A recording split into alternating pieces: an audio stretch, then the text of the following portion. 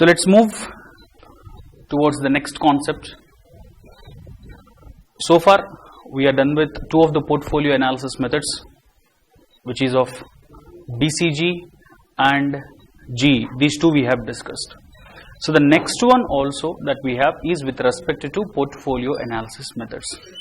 I have already previously said there are three methods which can be used to do portfolio analysis, isn't it? Like if you check the three methods that I have said, if you observe here, I have said that there are three methods. Yes, as you can see here, these are the three methods that we have: BCG, GE and ADL. In that we are done with BCG, we are done with GE. The next thing that we need to deal up with is ADL. So I'm going to start up with that particular concept now. The name of the concept is ADL matrix.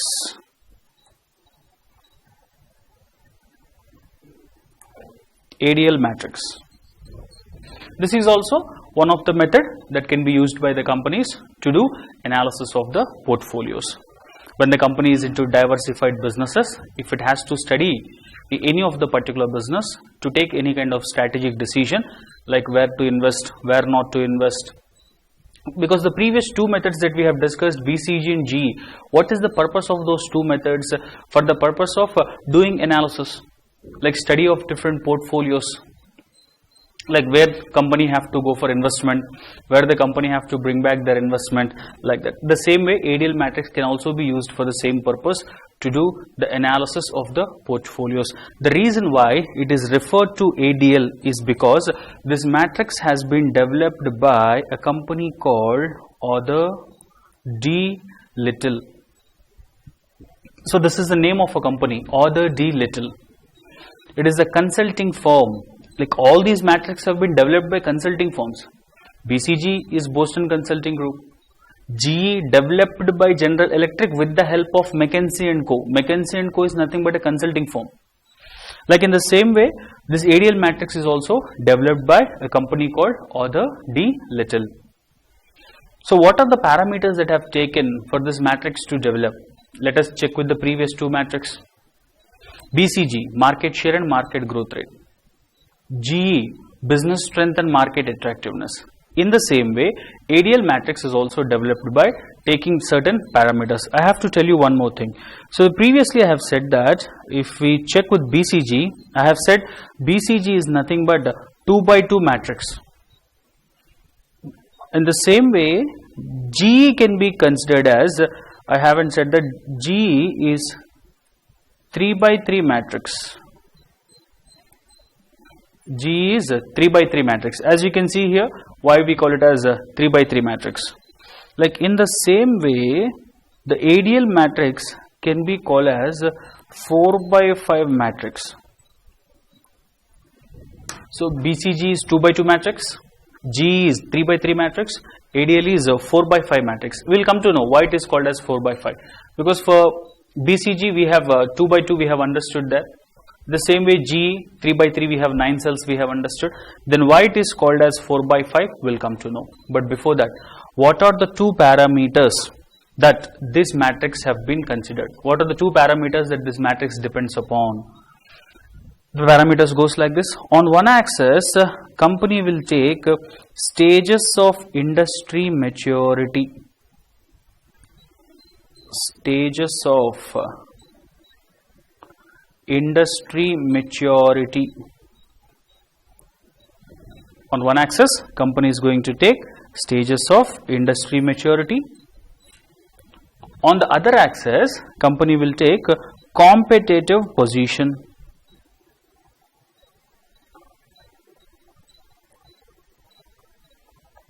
Competitive position. So these are the two parameters depending upon which the concept of ADL has been developed. On one axis, company is going to take stages of industry maturity. Stages of industry maturity. What is the stages of industry maturity? If you remember PLC, we have discussed 4 stages of a product life cycle. Introduction, growth, maturity and decline. Those are the stages with respect to the lifespan of a product, and different things will be applicable with respect to different stages. In the same way, here also we are going to discuss about 4 stages of industry maturity. They are nothing but we can say embryonic,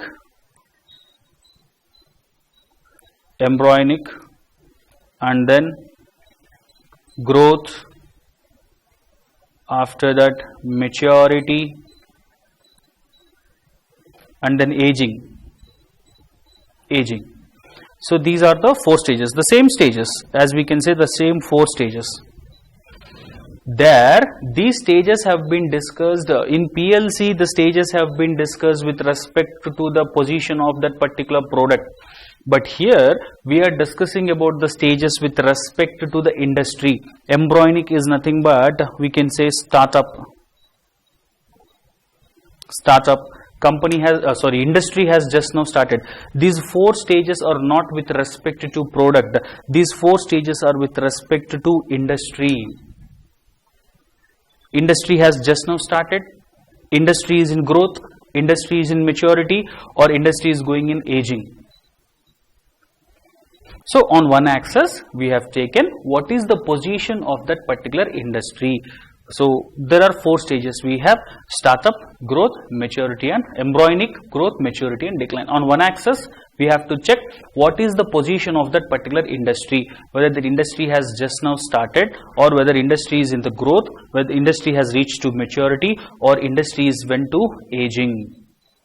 On the other axis we can take competitive position.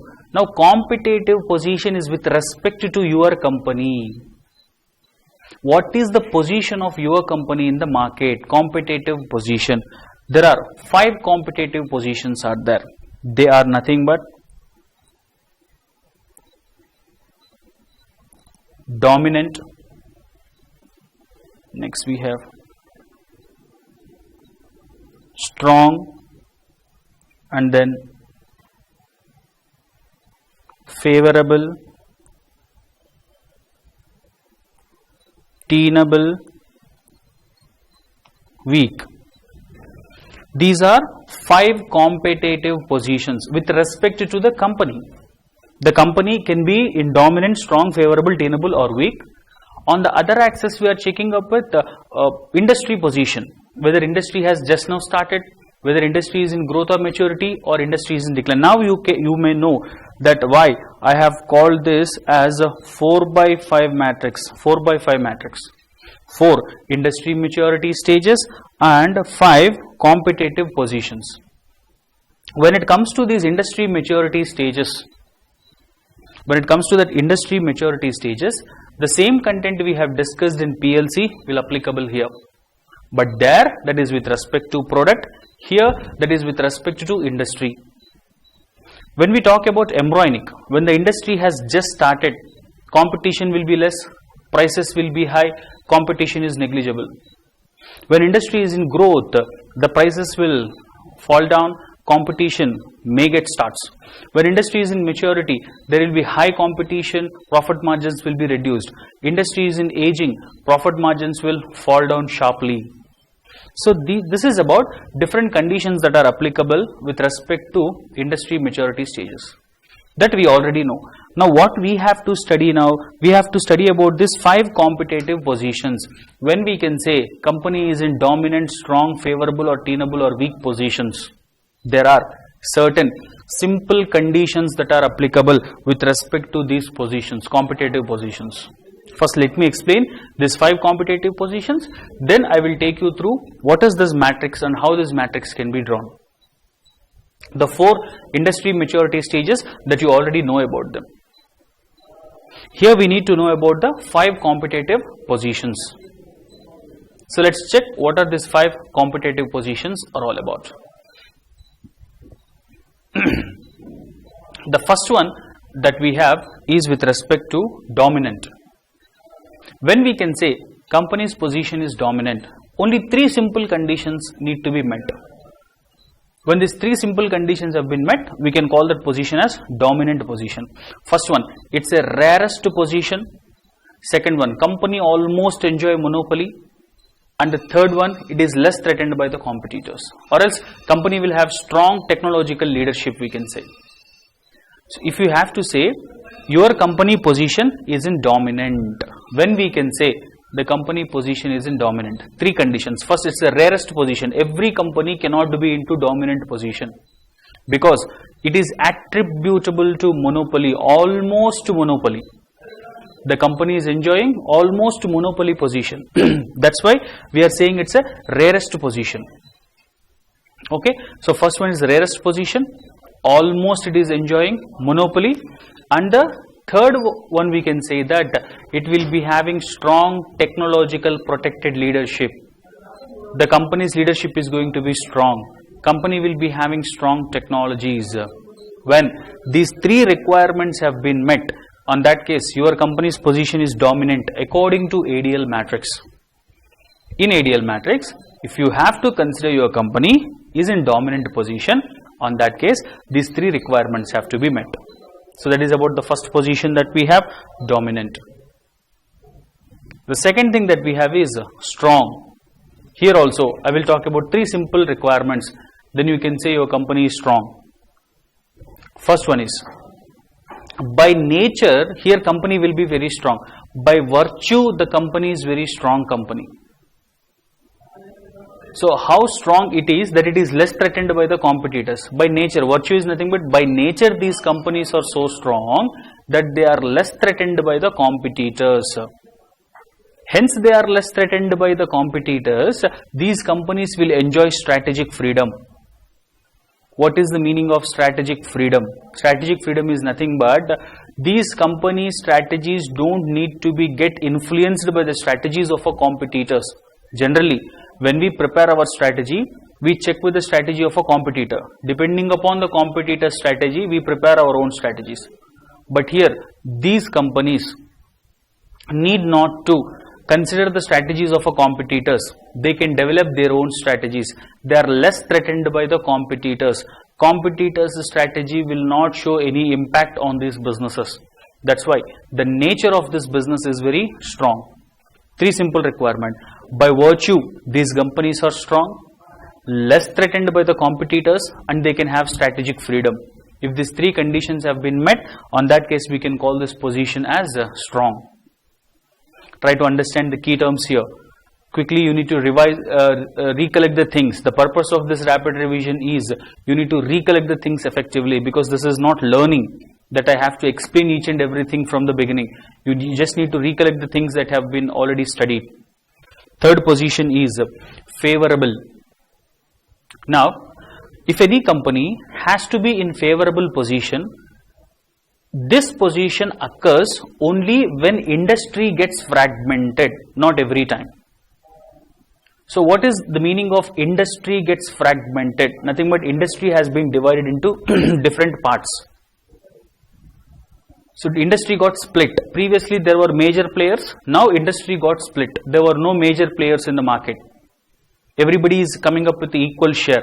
Reasons may vary. Because of a strong competitor, because of prevailing conditions that takes place in the industry, reasons may vary.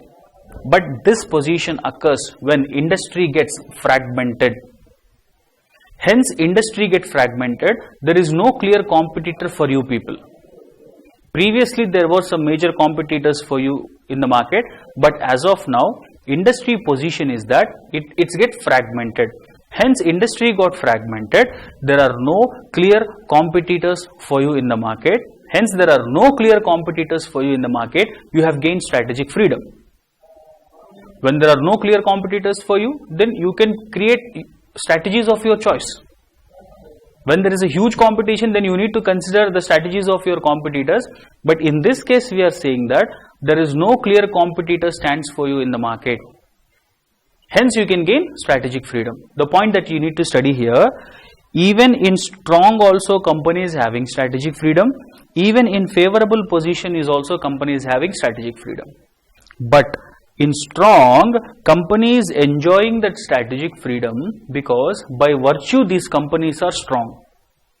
By nature these companies are strong, due to which they are enjoying that strategic freedom. But in favorable, by nature these companies are not strong. only because industry got fragmented, they does not have any competitor, hence they does not have any strong competitor, they are enjoying strategic freedom. If these three requirements have been meeting up, then your company's position can be called as favorable according to ADL matrix. So three things are over. We have come to know when we can say it is dominant.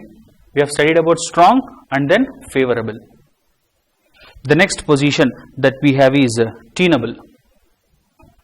Here, company's performance will be satisfactory, which means that they are trying to justify their stay in the industry. Performance is satisfactory. It's not that they're getting extreme profits in that particular business. It's not that they're completely into losses. Their performance is satisfactory.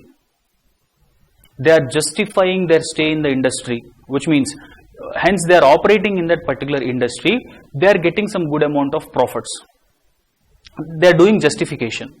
These are the first two things. First one is they are doing justification, their stay in the industry. Their performance is satisfactory. But the problem is they are highly vulnerable when competition increases. Until there is no strong competitor enters into the market, their business will be satisfactory amount of profits that they will get. As soon as a strong player enters into the market, these companies will be first affected. If your company is in that position, then your position is called as tenable. Once again, performance is satisfactory, doing justification for their stay in the industry, but they are highly vulnerable when competition increases. What is the meaning of highly vulnerable when competition increases? When any big company enters into the market, then these will be the first companies who will get affected. As a prompt example, before Jio, there were certain companies called Aircel and Uninor, if you remember. What happened? Before Jio, Aircel and Uninor was doing satisfactory business in Indian market. The moment Jio enters into the market, these are the two companies first got affected. Which means at that time, their position was tenable. Until a big player enter into the market, their performance is satisfactory. As the big players enters into the market, they are the first companies who will get affected. That's why what is the term that I have used for that? Highly vulnerable in the face of increased competition. When competition increases, these companies will be very vulnerable, affected. If any company is in that position have to be called as tenable according to ADL matrix. The last one that we have is weak. When we can say the company's position is weak, the performance is so unsatisfactory. Even though there is opportunity for growth, these companies will not develop. The performance is so, reasons may vary. Let us not talk about the reasons here. Why performance is unsatisfactory, we are not bothering about it. But as of now, the company's performance is unsatisfactory. Even though there is opportunity for growth, the companies are not growing. Your company is not growing, even though there is opportunity for growth.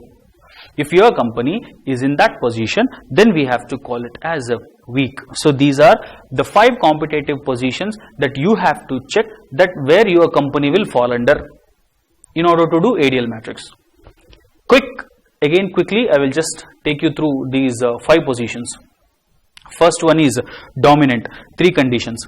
Rarest position, attributable to monopoly, strong protected technological leadership. Second thing is strong, 3 conditions. By virtue they are strong, less threatened by the competitor, they have strategic freedom. Third one is favorable. This happens only when industry gets fragmented, because of which there is no clear competitor for you, hence you have gained strategic freedom. Then the fourth one that we have is tenable. Performance is satisfactory, doing justification for their stay in the industry, but highly vulnerable when competition increases. Weak, performance is so unsatisfactory. Even though there is opportunity for growth, the companies are not growing here. In ADL matrix, first you check what is the position of your company among these 5 positions.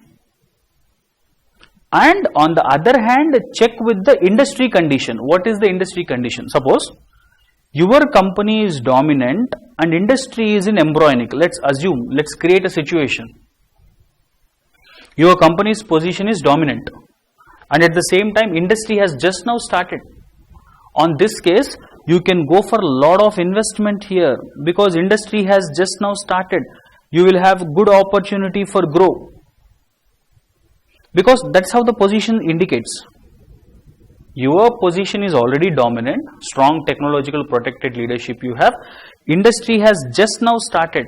On that case, the opportunity for growth will be very high.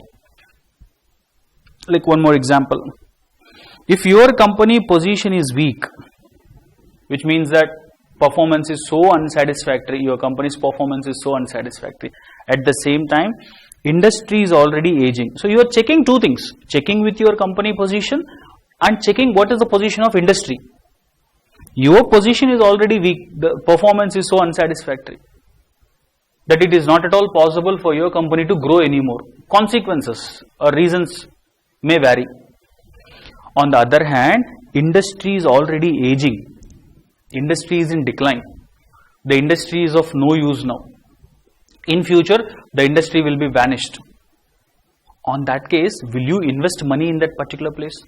On one hand, your position is weak. On the other hand, industry is already into aging. On this case, will any company invest money? Then the answer would be probably no. That is not suggestible to invest money. Then what you have to do here? Here withdraw. Withdraw from the business. Or else go for divestment. Try to bring back all your investment.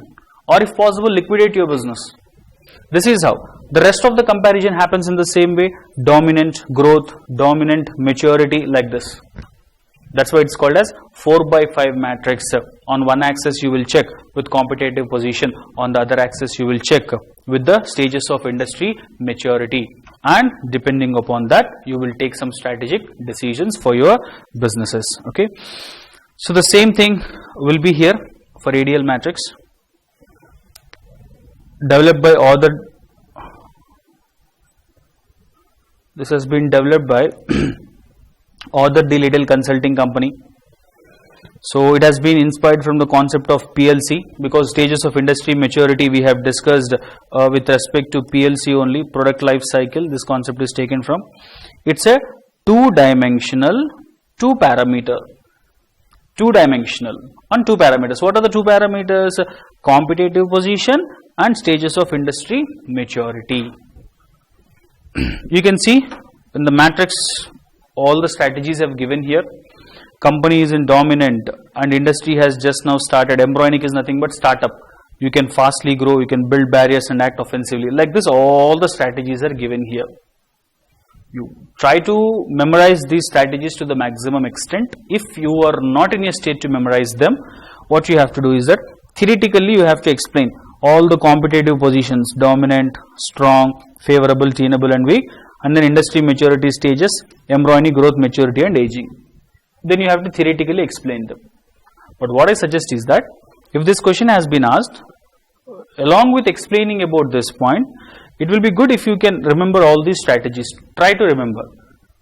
If not, don't waste your time on this. If you think that it's not possible to remember all these things at this point of time, then go for theoretical explanation of the points. Theoretically, write down all the points that are given over here. Then that will be sufficient enough for you. So that is about the ADL matrix, the another portfolio analysis method that we can use. So let's move. We are done with portfolio analysis. If you remember, we have started with portfolio analysis. First I have explained what is portfolio, and then there we have discussed about SBU, PLC and experience curve. After these three concepts, we have come to know the portfolio analysis methods. In fact, SWOT and TWAS also will come into portfolio analysis methods. Three portfolio analysis methods: BCG, G and ADL. The last concept that is left for this chapter. This concept is nowhere related to analysis. This is the first thing. This concept is nowhere related to analysis. This concept is with respect to planning, but somehow as it has been given in this chapter, I am trying to explain you this. But actually the concept is with respect to planning. So first of all, we need to understand what is this concept is all about. The name of the concept goes like this.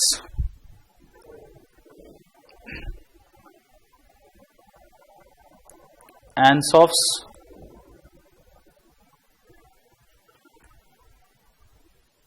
product market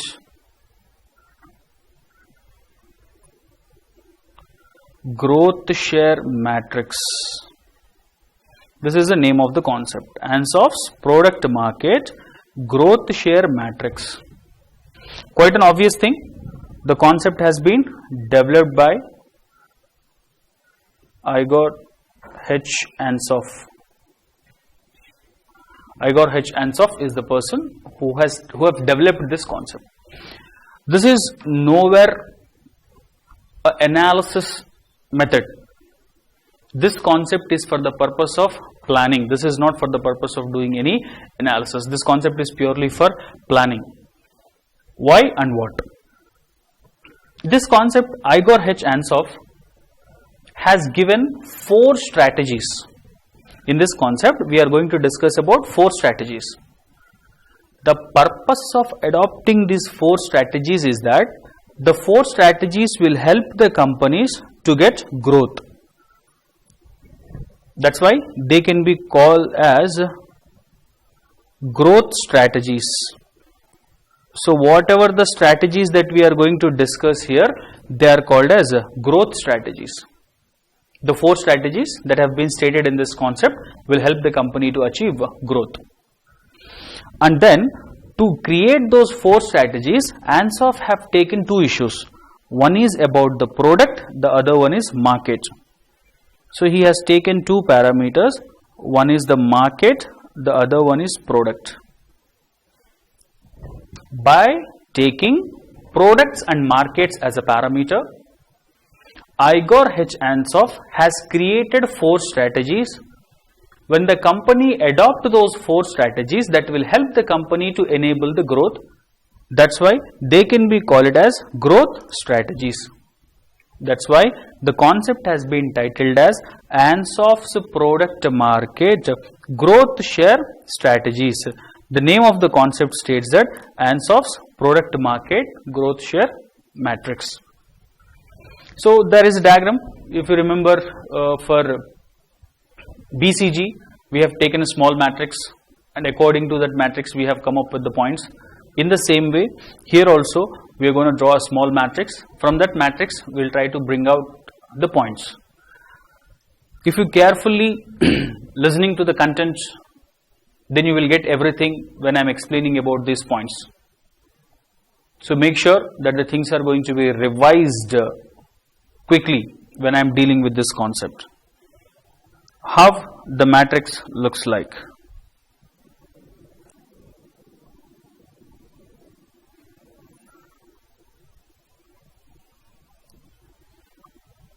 So it is also a 2 by 2 matrix. But what are the 2 parameters? Just now I have said market and product. So how we can understand the markets and products? Let's see. On one axis, the company will take existing product and then new product. On the other axis, we will take existing market and new market. As I have said, 2 parameters, product and market. On one axis we have taken existing product and new product. On the other axis we have taken existing market and new market. And what I have said, there are 4 strategies. Here in the 4 boxes we are going to deal up with 4 strategies. And these 4 strategies will help the company to achieve growth. There are growth strategies. Now what are these strategies? How to implement those strategies? If you implement those strategies, how you can achieve growth? We will come to know about it. Let's check with the first strategy that comes in the first box. So I'm going to talk about the strategy that comes in the first box. We will try to understand what is the strategy that comes in the first box, and we'll come to know what is the strategy is all about. Okay. What is happening in this?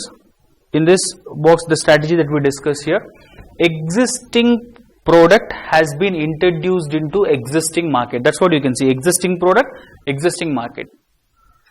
The companies already existed and the product is already existed in the market. An existing company trying to introduce the existing product into the market. Then what is this strategy is called as? This strategy is generally called as market. Yes, this strategy is called as market penetration.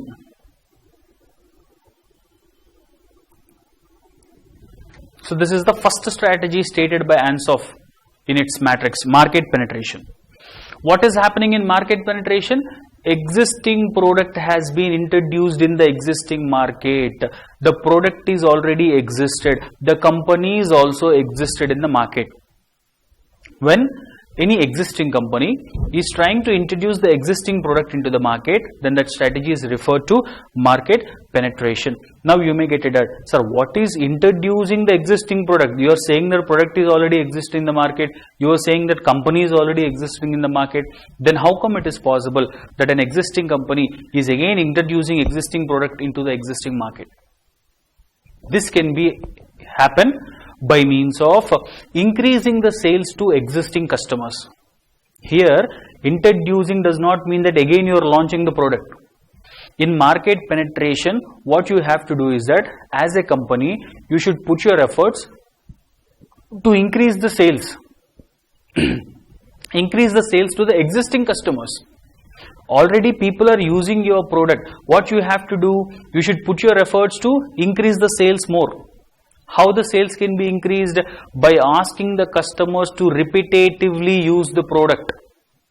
By asking the customers to increase the quantity of the product or finding out new applications for the product. With this, what happened? The customer will use the product repetitively. If yours is a toothpaste manufacturing company, you are saying that every day, every individual has to brush the teeth twice a day.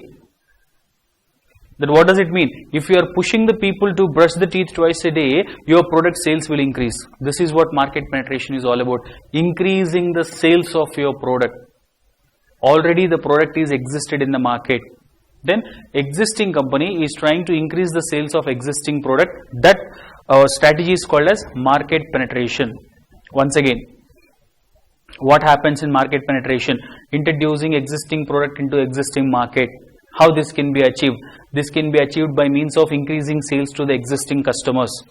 To increase the sales to the existing customers, ask the customers to repetitively use the product, or increasing the frequency of usage, or finding out new applications for your product.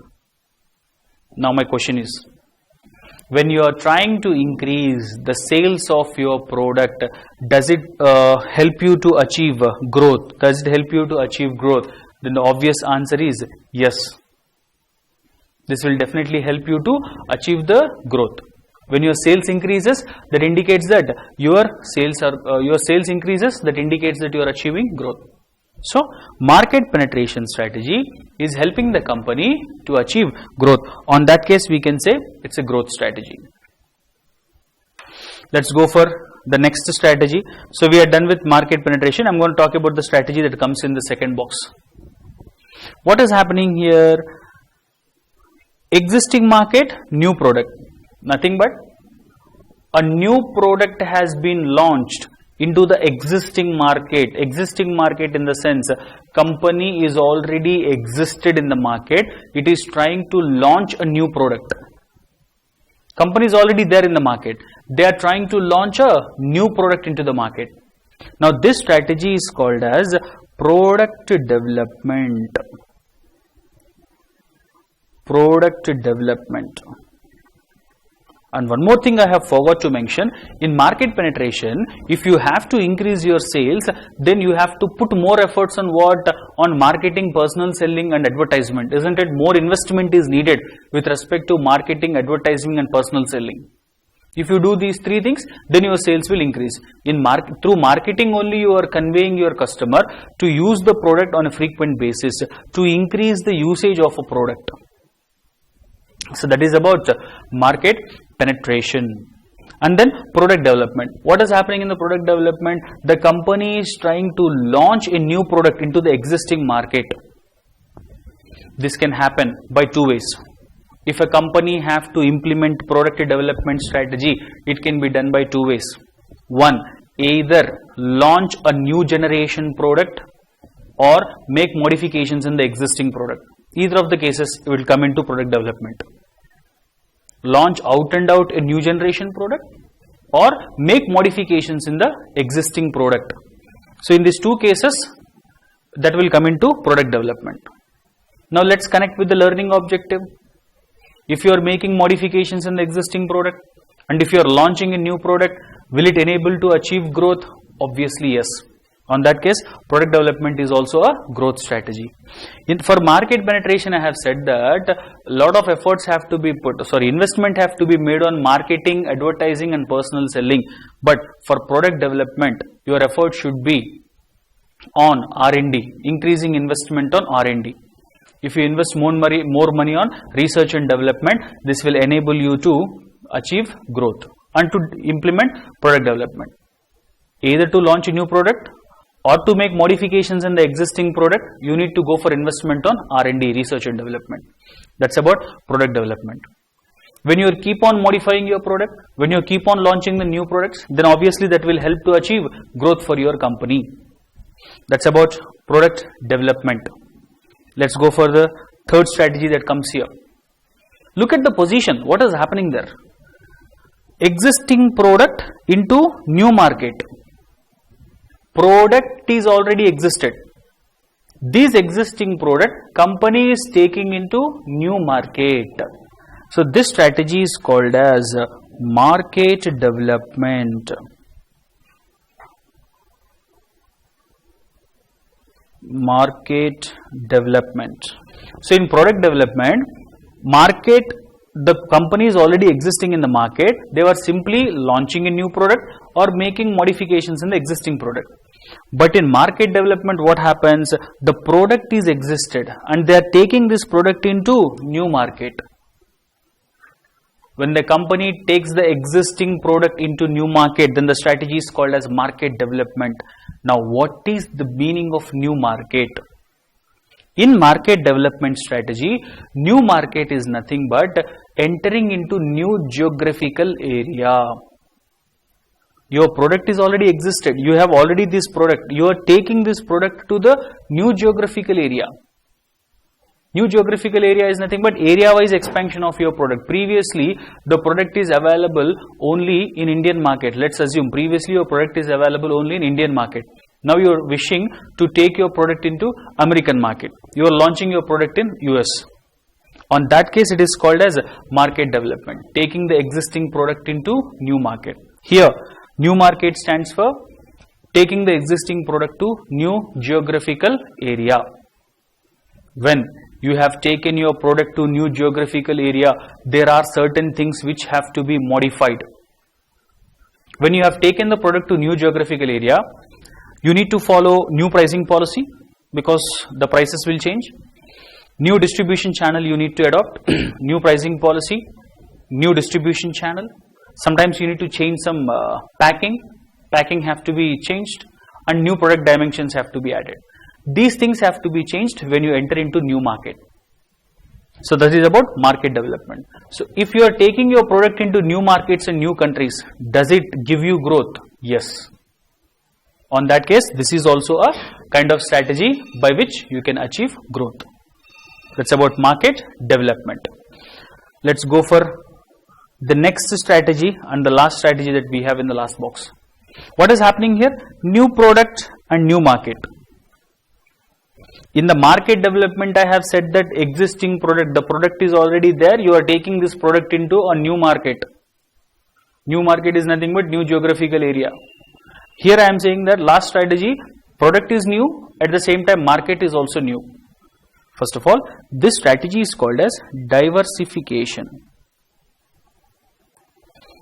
diversification. What is happening in diversification? Company is taking the new product into new market. Here in market development, new market is nothing but new geographical area, but in diversification, new market stands for new industry. New product, new industry, which means that you are entering into a market where you have no experience or little experience. Out and out you are entering into new industry. On that case, it is called as diversification. On a simple note, if Reliance is thinking of entering into automobile market, new industry, automobile. So far Reliance is directly not into automobile. They does not manufacture any cars, bikes or any other vehicles.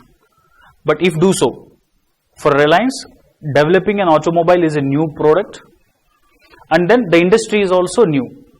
That is called as diversification. When the company enters into a new market with a new product, it's called as diversification. This happens by means of entering into a market where you have no experience or little experience. Even though you are entering into a market where you have no or little experience, this will definitely enable you to achieve growth, because you are expanding your business into diversified industries. On that case, that is what the last strategy does. Obviously, that will help you to achieve growth. The 4 strategies are aiming at growth in one or other way. That's why Ansoff called them as growth strategies. That is what here I have said. These 4 can be called as growth strategies. Here I have mentioned that growth strategies. This is about the concept of Ansoff's product market growth share matrix. This is nowhere related to analysis. Here we haven't done any analysis. We have just developed the strategies for the purpose of achieving growth. Let me sum up this concept. Ansoff's product market growth share matrix, developed by Igor H. Ansoff, taken market and product as a parameter. He has developed 4 strategies. These 4 strategies are for the purpose of planning, will help to achieve growth. The 4 strategies goes like this. First one, market penetration. What happens in market penetration? Existing product has been launched into existing market. This can be achieved by means of increasing sales to the existing customers. For that, efforts have to be put on marketing, personal selling and advertising. Second thing, product development. So here, existing market, company is launching a new product. This can be achieved either by launching a new product or making modifications in the existing product. Here, investment have to be put on research and development. Next one, market development. Existing product have taken into new market. This is taking the product into new geographical areas. When the product has been taken into new geographical area, certain things have to be changed. Pricing policy, distribution channel and packing to some extent. And finally, diversification, new product into new market. Here, company is entering into a market or an industry where it has no experience or little experience. This involves risk, but certainly will help the company to achieve growth. So that's about Ansoff's product market growth share matrix. With this, we are done with the third chapter that we have, strategic analysis. If I have to completely sum up this chapter that we have discussed, the major elements that we have dealt in this chapter, first one is situational analysis. And then we have started with industry and competitive analysis, certain what we call factors that contribute for industry and competitive analysis. Their triggers of change we have come to know, identifying and strongest, weakest competitors, for which we have taken the help of a concept called strategic group mapping, and then key factors for competitive success or key success factors. After these 2 concepts, we have discussed about SWOT and TWAS. From there, it will come into self-analysis. After SWOT and TWAS, portfolio analysis we have started. In portfolio analysis, 3 concepts first we have discussed. SBU, experience curve and PLC, product life cycle. And then 3 portfolio analysis methods, BCG, GE and ADL. And finally, Ansoff, which is not an analysis method, which is for the purpose of doing planning. So this is what a quick sum up of the 3rd chapter that you have, strategic analysis, where company have ended up analyzing 3 things: industry, competitors and self. From portfolio analysis, everything that we have discussed will come into self analysis.